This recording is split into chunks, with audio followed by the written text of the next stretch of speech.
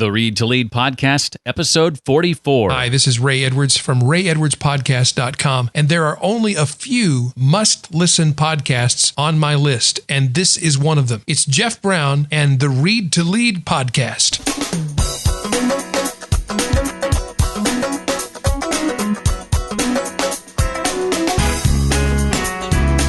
When you hear your own speech patterns, many times those are self-defeating patterns, and we want to shift it. And when you shift it, it's amazing how the stress melts away. Welcome to the Read to Lead podcast with Jeff Brown. Jeff believes that if you desire to achieve true success in business and in life, then consistent and intentional reading is a must. The Read to Lead podcast will not only help you narrow this ever-important reading list, but also bring you key insights and valuable feedback from some of today's most successful and inspiring authors. And now, here's Jeff. Hi there. Welcome back to the podcast dedicated to your personal and professional growth. We sit down each week with a successful and inspiring author to discuss their latest book and, depending on their area of expertise, their thoughts on leadership, personal development, career, marketing, business, or entrepreneurship. And in this episode, we chat with Bev Flaxington, author of Make Your Shift, the 5 most powerful moves you can make to get where you want to go. And in this episode, Bev will share the problem with traditional goal setting, the techniques you can use to successfully deal with difficult people, and why understanding the behavioral patterns of those around you is so important. First, I want to tell you about our sponsor, Blinkist. They create easy-to-read business book summaries. Blinkist has their own app, and so you can take those summaries with you wherever you go, your iPad, your iPhone, or your Android device. Imagine being able to read your favorite business book in just 15 minutes. That's what happens when you subscribe to Blinkist. You get the main points and the key insights from your favorite business books in just a matter of minutes. Now, they've got a special deal going on right now just for you as a Read to Lead podcast listener. This isn't available anywhere else. If you go to readtoleadpodcast.com/Blinkist, that's readtoleadpodcast.com/Blinkist, and enter the discount code READ2LEAD, all one word, at checkout, you'll save 20% off an annual subscription. That address one more time, readtoleadpodcast.com/Blinkist, Blinkist, and enter the discount code READ2LEAD for 20% off your annual subscription to Blinkist. Bev Flaxington, 2-time best-selling and gold award-winning author, is an international speaker and accomplished consultant, hypnotherapist, personal and career coach, best-selling author, college professor, corporate trainer, facilitator, behavioral expert, entrepreneur, and business development expert. Can you say portfolio lifestyle? Wow. Beverly's knowledge of human behavior and the most effective ways to make change happen have helped thousands of people and hundreds of organizations over the years. In addition to being a coach on changing human behavior, she is recognized as a confidence coach and work relationship doctor by many. Bev has created a number of proprietary successful approaches to changing human behavior and helping companies reach higher levels of excellence, including the sales effectiveness model, the 5 secrets to successful selling, and the SHIFT model, SHIFT, which we'll be discussing today. She is a frequent speaker and contributor to articles on the subject of sales, marketing, behavioral issues, employee and career issues, effective time management, and dealing with difficult people. Bev is also the author of Make Your Shift, the 5 most powerful moves you can make to get where you want to go. Bev, first of all, welcome to the Read to Lead podcast. We're excited to have you here today. Thank you. So happy to be here. Well, implementing change is something that we all struggle with, and I personally like how you've chosen to incorporate the term shift, because shift to me feels more gradual, more evolutionary, and less abrupt. Was that intentional on your part? It absolutely was. I think that people chafe at that word change because they think that they're going to be changed or that something big is going to happen that they don't know what it is. Shift feels to me like a much more natural process. We're constantly shifting in response to things. It's more natural and I think less scary for people because it is something that's a natural process. Well, when it comes to living the life that we really want, which is what we're all about, what do a lot of other books, in your estimation, miss or fail to take into account? Number one thing is what I call, Jeff, the human element. There's a lot of good theories, a lot of good programs, a lot of things that have worked for other people out there, where maybe you set the goals, maybe you take certain steps, maybe you have to do things a certain way. And it worked wonderfully for the person who wrote that book or who invented that program. But they're not taking into account that for each of us, we're the only ones living in our own lives. We're the only ones dealing with whatever it is we're dealing with. And while we share many traits as human beings, we also have many, many places that we're different.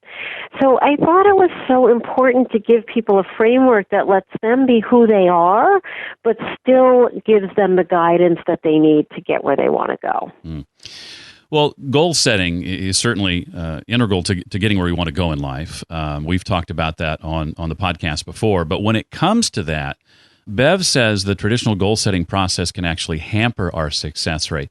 Bev, describe for us this first step in the SHIFT model, SHIFT, the S, specify your desired outcome, and how we can improve our goal setting. Yes, and I'm a big proponent. We have to have goals. We have to know what is it that we're navigating to. We have to know, as I call it, what does success look like to me? But Jeff, what I have found time and time again, whether it's with individuals, whether it's teams, whether it's businesses, when you ask them about a goal, many times we'll set a vague, oftentimes lofty, a bit unclear type of goal. So I might say that my goal for this year is I want to get into better shape. That's a goal. But what does success really look like to me? We're often missing the specifics. I want to get into shape as defined by what? As defined by weight, as defined by how many pounds I can lift at the gym, as defined by how many stairs I can go up without getting winded. What does that really mean to me? How will I know when I've actually accomplished that goal and reached that level of success? So that specificity is really, really important. I may not be able to say it, but I know what it means. We really need to be able to break it down and be really clear. What does success look like? So don't stay with that overall general goal, but bring it down to what is success for you? Well, the second step says to, and we're in the H part here of SHIFT, it says to highlight and categorize your obstacles. And you say that though each step is important, this step makes the difference. So what does highlighting and categorizing your obstacles look like to you? This truly is, I'll say, my favorite step in the process, Jeff, and I think it's because when we're trying to bring about a shift, when we're trying to get to a different place, trying to make something happen that we want, we have been taught that we just adopt the positive attitude, believe in ourselves, and we just march forward and know it's going to happen. And I think that in many ways we're sold a bill of goods with that, because while we want to go forward to things that we believe we can do and have a vision for accomplishing, the reality of all of our lives are that there are obstacles. So if I go back to my example of getting in shape, and this is a true story, at one point I thought, well, I'm going to start to run, but I didn't look at obstacles in my life. So I said, I'm just going to get up at 4 in the morning, it's the only time I have, and I'm going to start running. Well, you know what? It's really dark at 4 in the morning. It's very scary in my neighborhood. I'm really not somebody. I need my sleep. And so as you can imagine, it fizzled out very quickly. So if I was to have looked at my obstacles, what are my obstacles to getting to this goal? It could be a time factor. It could be I'm not a runner. I don't like to do that. It could be that I need to, that I don't like to get up really early in the morning. If I'm identifying those things that are in my way to getting to that goal, but then most importantly, Jeff, I'm categorizing them. This is not an exercise to say, oh, well, then forget it. I'm never going to get in shape. I'm going to categorize them. What can I control? What can I influence? And what's out of my control? So now I can start to make plans that actually take into account those obstacles I can control and I can influence. Well, a common obstacle we all share, according to Bev, is having difficult people standing in our way. I have no idea what you're talking about. Knowing you know, right? Yeah, right. And we often overlook this issue as well. What are some techniques we can use, Bev, as you say in step 3, as we move to the I in Shift, identify the human factor? And this area of the process, Jeff, is so rich, but let me just focus on a couple of things. Many times when we're trying to bring about a shift, the difficult people that we'll encounter are what I call stakeholders in our lives. So it could be that I want to make a shift to getting in shape, and I want to be able to get to the gym and eat healthy, but you know what? My family's not on board with it. They like the syrupy sweets that we've been served. They don't want me not home at the dinner hour if that's my only time I can go to the gym. And so they may do things to try to thwart me because it's not in their best interest in their minds for me doing it, right? Right. So they seem like they're being really difficult. Many times it's just that we haven't taken those stakeholders into account. We haven't cataloged who they are, who's going to be impacted by my shift, and then how do I need to work with them differently so they can become a part of what I'm trying to do instead of a force working against me. I like one example you gave in the book of the woman who wanted to lose weight, and she hadn't brought her husband into the loop or taken him into account as a stakeholder, and he wasn't clear on why she was doing this, in fact, felt threatened by it. Yes, and this is a common, he actually got to a point where he thought that she was getting ready to leave him. I mean, his mind went to all kinds of things because why would she be all of a sudden taking these steps and doing all these things for herself if there wasn't something else underneath it? And by simply talking to him and saying, here's what I'm trying to do, this is why it means a lot to me, I'm really trying to do this for you too, she was able to bring him into the process and actually make him part of the process. And this is the thing that we find them difficult. We think, why can't that person just support me? Why has this person got to be doing everything to make this harder for me? And yet many times it's because we've overlooked the opportunity to bring that person into the process and really have them be part of what we're trying to shift. Well, step 4 takes us to the F in Shift. It's all about finding your alternatives. What do you mean by that exactly, Bev? So this is one of these things where I think if we're honest as human beings, this is our tendency, Jeff. We say, I want to fix this, change that, get there, reach this goal, and I know how I have to do it. So as an example, I hate my job. I know that what I just have to do is get a new job, right? That's my solution. And then I set out to do it, and I do all of this work, and then I get the new job, and I find myself in maybe even a worse place than I was before.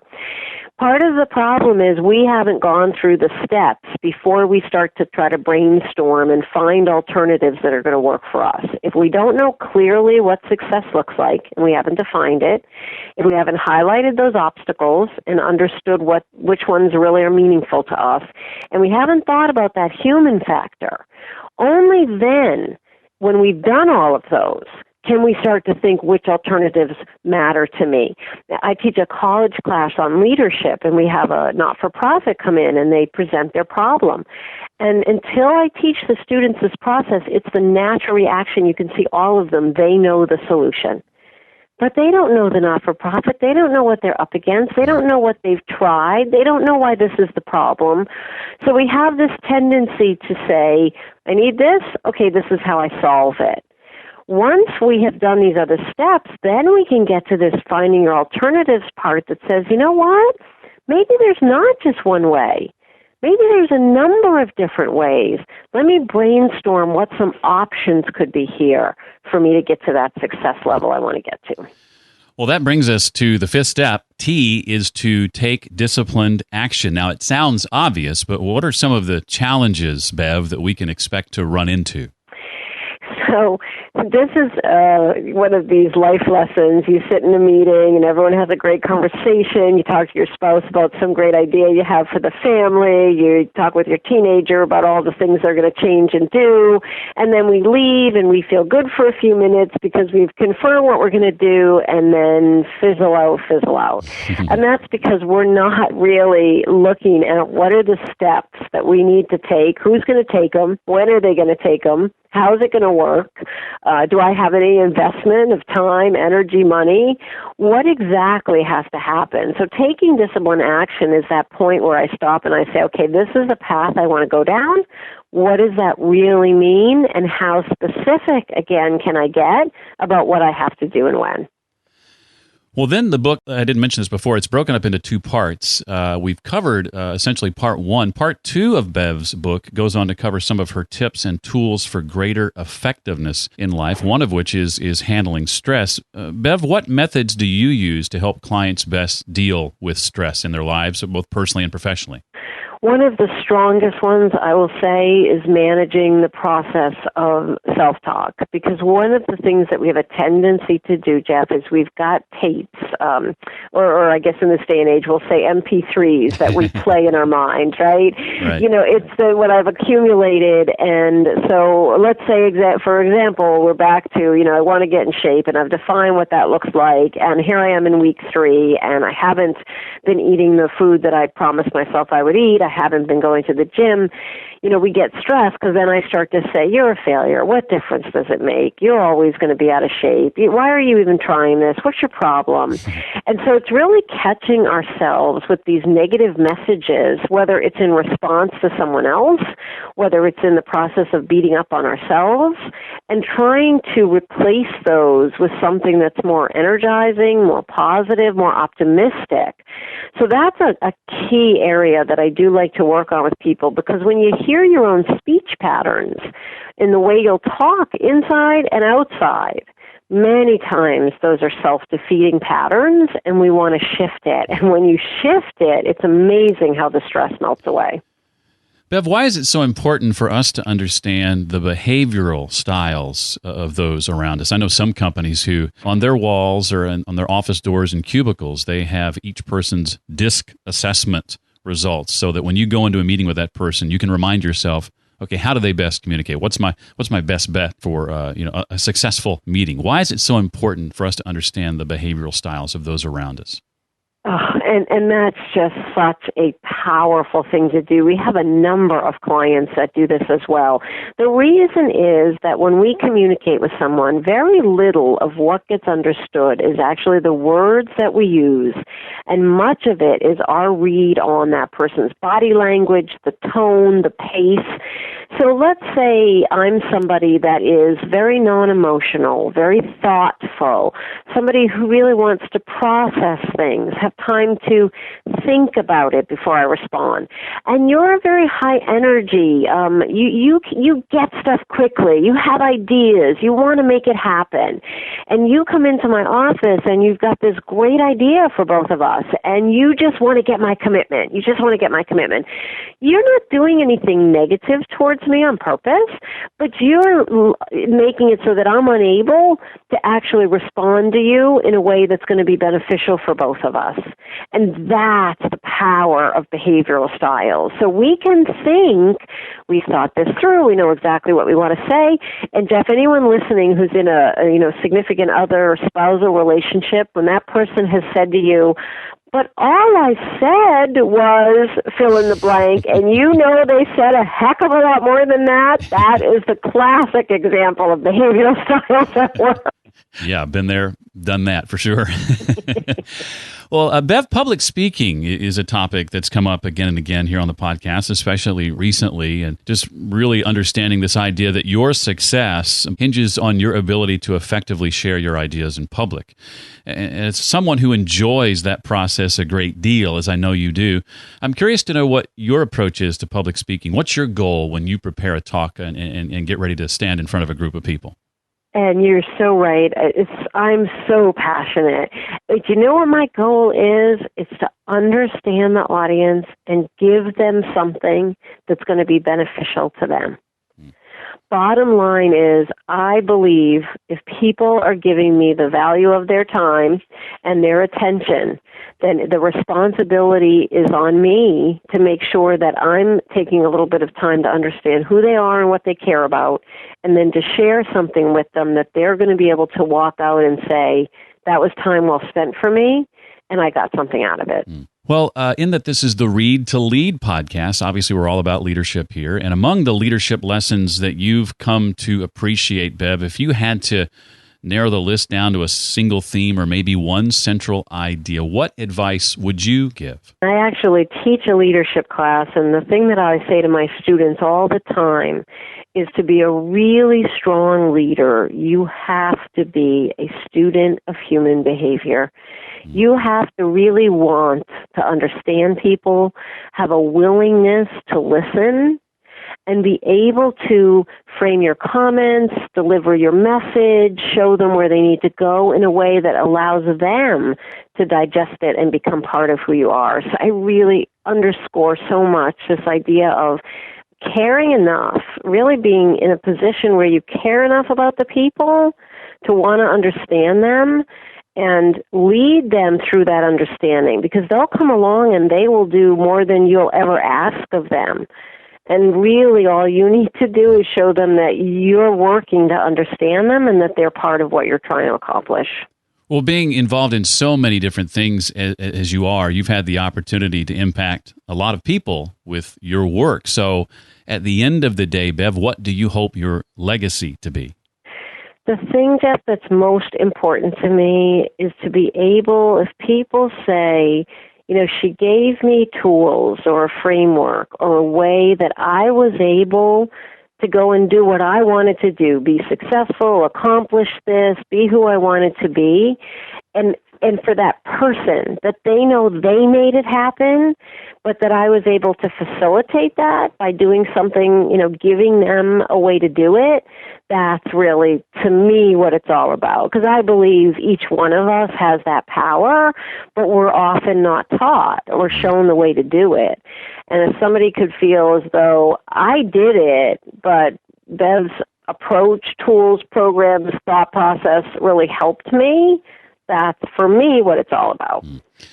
I'm curious to know what you might be reading that you'd be willing to share, and maybe the impact that those books have had on you over the last few years. Well, first of all, in my free time, I love fiction. So I read a lot of mysteries because I feel that what I do for a living is detective work, and I'm fascinated by detectives. But one of the ones I'm reading right now, somebody had reached out to me and asked me to comment on. It's called Changing Behavior. It's about transforming relationships using proven communication skills. So that's one I really love. The Zen of Listening, Jeff, is probably my favorite. Okay. All about really the power in listening. So those are two just from a behavioral perspective that I really like. But I have to admit that I'm just a big murder mystery reader, and that's what I spend most of my time reading. Nothing wrong with that. We'll be sure to put links to both of those, as well as Bev's book, of course, and her work in the show notes, so you can check that out there. Bev, what's next for you? What projects are you working on now that you're excited about and maybe want to share with others? So two things that I'm really excited about. My work has been chosen to be in an app that is all about self-help and giving people tools to be able to improve and, again, you know, find their own way to success, but by using the tools. And so I'm in discussions this week about being included in that, and very excited about that because that would give me the opportunity to reach a broader audience with some of what I do. And then second, and kind of in parallel to that, I'm doing a lot of work to take many of my programs that have been very successful in the corporate arena and be able to make them a little more accessible to the average person so that they're able at their own pace to walk through them and be able to use them. So both of those are things that I'm very focused on right now and just very excited because I feel as though it's an opportunity to take some of this and be able to reach a broader audience, give people tools that they can then go and do what they need to do to be successful. Well, I highly recommend the book. Again, it's called Make Your Shift, the 5 Most Powerful Moves You Can Make to Get Where You Want to Go. Bev, very much appreciated having you on the show. Thanks for giving of your time today. Oh, it's my pleasure, Jeff, and I love the work you're doing, and hopefully we gave some people some ideas that they can use. I hope you got a lot out of our discussion today with Beverly Flaxington. It's a relatively short book as business books go, about 133 pages. A quick and easy read, but a lot of great information packed inside this book. Again, it's called Make Your Shift, the 5 most powerful moves you can make to get where you want to go. We've got a link to it in the special show notes page just for this episode, along with all the other links and resources Bev and I talked about today. That's at readtoleadpodcast.com/044 for episode 44. If you'd like to network with Bev, one of the best ways to do that is on Twitter. She's at Bev Flaxington on Twitter. That's Flaxington, Bev Flaxington. The Read to Lead podcast, by the way, makes for a great conversation starter. Remember our sponsor, Blinkist, and the opportunity you have to get 20% off an annual subscription to a great service. Business book summaries you can read in 15 minutes. readtoleadpodcast.com/Blinkist and use the discount code READ2LEAD at checkout. And finally, if you could do one thing for me, I would greatly appreciate it if you'd rate the podcast if you haven't done that already. It helps keep the podcast visible and in front of new people. And if you give it a 5-star rating and leave a review, I'll be sure to mention you by name in an upcoming episode as my way of saying thanks. To rate and review the podcast, visit either readtoleadpodcast.com/iTunes or readtoleadpodcast.com/Stitcher. Well, that does it for this week. I expect to see you next time on the Read to Lead podcast. Thanks so much for listening to the Read to Lead podcast. As a subscriber, we challenge you to be more than just a passive listener. Become a vital member of the community. Visit us on the web at readtoleadpodcast.com and chat with other members at facebook.com/readtoleadnation. Until next time, remember, leaders read and readers lead.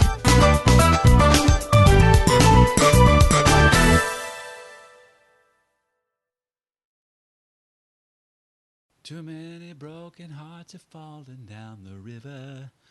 Too many lonely souls have drifted out to sea. You lay your bets and then you pay the price. The things we do for love. The things we do for love.